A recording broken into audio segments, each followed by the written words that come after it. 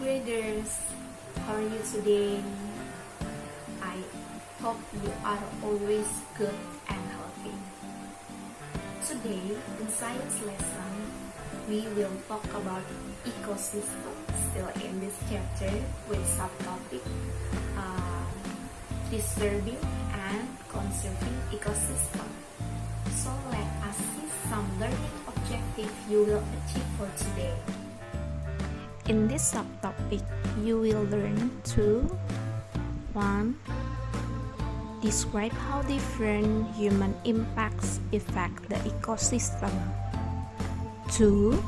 To interpret and summarize data presented in graphs showing human impacts on the ecosystem. 3. To describe some ways to maintain the balanced ecosystem. So last week, we have learned about two factors that can disturb a balanced ecosystem. First is by natural forces, and the second one by human activities. So these factors can disturb a balanced ecosystem by changing number of population. The number of population in an ecosystem could be increased or decreased. So how these factors can affect or disturb a balanced ecosystem? Let me give you an example. Look at the picture above. This is food chain in rice field ecosystem. Sometimes the farmers will use insecticide to kill insects. It will make the plants can reproduce more by killing the insect or herbivores. Yeah, the result, the green plants or rice plants will increase, but in other hand, it will kill another organism in this food chain. The insecticide also will kill the snakes and lizard. Why it could be happens? Because lizard and snake lack of food. The caterpillars were killed by the farmer by insecticide. So is it clear? Before we going further, I want to explain what is the difference between food web and food chain. Look at the picture. Food chain is a linear sequence of organisms which starts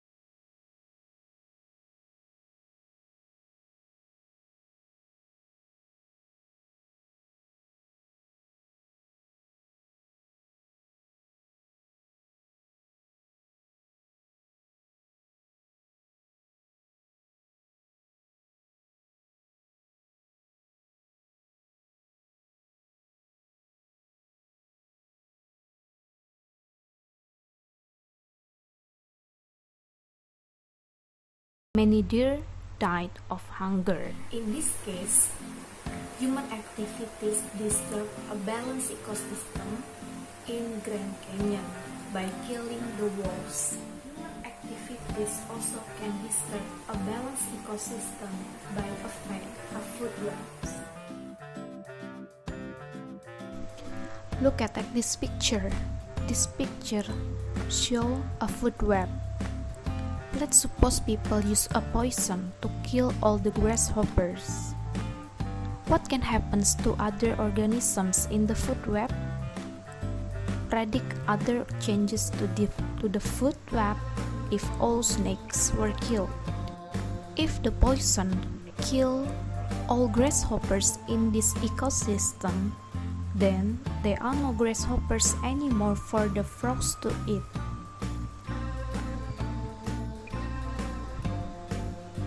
But the frogs also can eat snails, so the frogs maybe still survive. However, there are not enough snails for the small birds, so many small birds will die. As the number of grasshoppers and snails have decreased, the number of green plants will then increase. Yeah, because there are no grasshopper anymore, right? Then how if all snakes also were died? Then some of the hogs will die because of less food, or they will move to another area to seek for food. The next example of how human activities can disturb a balanced ecosystem happened in Borneo. So people that live there, called as Dayak people, they had malaria. So this disease spread by mosquitoes, and people try to kill these mosquitoes by using DDT. So it's a chemical compound that can kill these mosquitoes. But this DDT disturbed the balance of their ecosystem. Two things happened.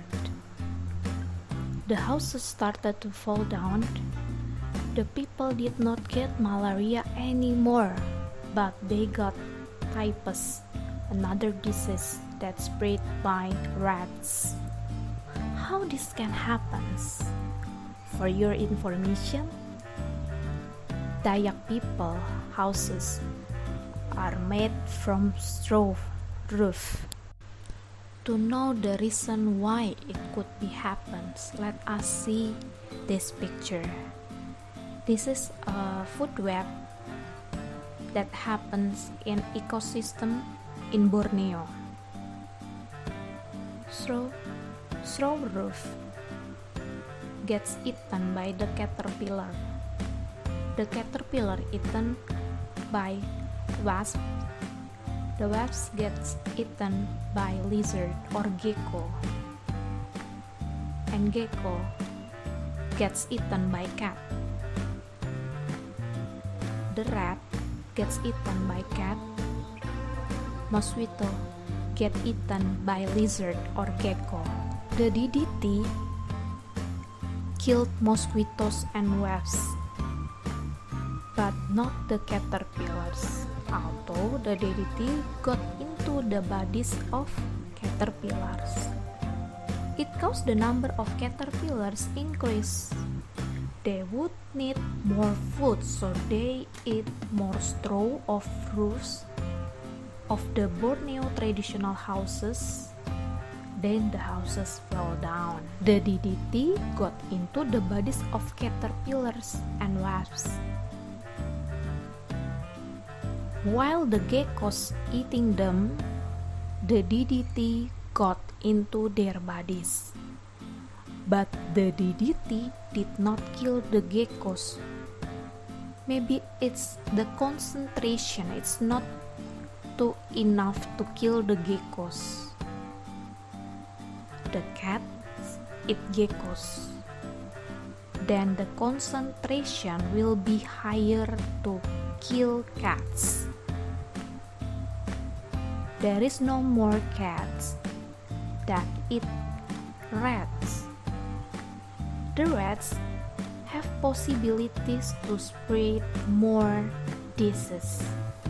The disease is typhus. So there will be more people have this disease. Is it clear? There are more human activities that disturb the balanced ecosystem. And also it can make living things, animal or plants, endangered or even extinct. What is the difference endangered and extinct? Let's check it. Endangered organism is a type of organism that is threatened by extinction. Extinct organism is when the organism is no longer exists. Human activities disturb the ecosystem. So here are some of human activities that disturb the ecosystem. First is deforestation and habitat loss. As we know, forests are home for many kinds of living things, or plants and animals. Deforestation destroys these homes. So these are examples of endangered organisms caused by deforestation. There are the rhesus monkey, the giant panda, Borneo elephant, and Rafflesia. These are living things that live in tropical rainforests of Asia. Next, hunt animals for food. So people hunt and kill animals for food. People also catch fish in the sea for food. However, because of overhunting and overfishing, many animals are now in danger. They will die soon. Here are some examples: sea turtles, pangolin, sharks, whales. But why some people eat these animals? Yeah, for some people, they believe and claim that this kind of food or animals can give them health benefits to improve quality of skin, prevent heart disease, and even prevent the cancer. However, there is no scientific evidence to support these claims. Another human activities that can disturb an ecosystem is hunting animals for their body parts. So people hunting and killing animals for their body parts. Here are some examples. Some of these animals are now in danger. African elephant. People kill this animal and use their ivory tusks to make jewelry and ornaments. Example, ivory pendant. Sumatran tiger. People kill it for its skin and for other parts to make medicine. Because of overhunting, only about 400 of these tigers remain. Javan rhinoceros. People also kill it for its horn and blood to make medicine. Today, only about 90 animals remain. And there is a place in Indonesia to conserving this animal. That is in Ujung Kulon National Park in Java. Snakes. People kill snakes for their skins. The skins are used to make bags, shoes, and clothes. Bird of paradise. These beautiful birds are found in Papua New Guinea and Irian Jaya. They are killed for their skin and feathers, however, they are not in danger. Plant parts. People cut down trees and use their parts. Example, sandalwood. Sandalwood is a small plant. It has nice smell. The wood is used to make furniture, carvings, and large boxes. Oil from the wood is used as medicine, to treat the skin, and as a perfume. Teak. The wood of the teak tree has a nice smell. It is used to make buildings, furniture, and boats. Okay, so mostly we see that human activities is the factor that disturb the ecosystem. That's why we have to protect and conserve the ecosystem and the living things that live there. There are some ways how to protect them. First, making laws. So countries must make some laws to protect endangered animals. Example, prohibit human to kill the whales and other endangered animals. Also, selling ivory elephant is banned to protecting habitats. National parks are protected areas. Peoples are not allowed to hunting there. Example, Ujung Kulon National Park protect a few of Javan rhinoceros there. 3. Breeding animals in zoo. So animals are kept in zoos and they can breed or reproduce safely. So breeding is process of reproduction. Or join or support organization that work to protect the wildlife. Example, Friends of the Earth or WWF, World Wide Fund for me. Okay, now let's list some of the things you have learned for today. 1. Because of human activities, many plants and animals are endangered. Reasons: loss of habitats due to deforestation, overhunting of animals for food or for body parts, and 2. Ways to protect plants and animals, also to prevent them from extinction. Input: making laws, protecting habitats, breeding endangered animals in zoos, and supporting organizations that protect wildlife. Okay, that's all for today. You may continue to the next activities of science lesson. If you still have questions, don't hesitate to ask me through the message in admin. See you!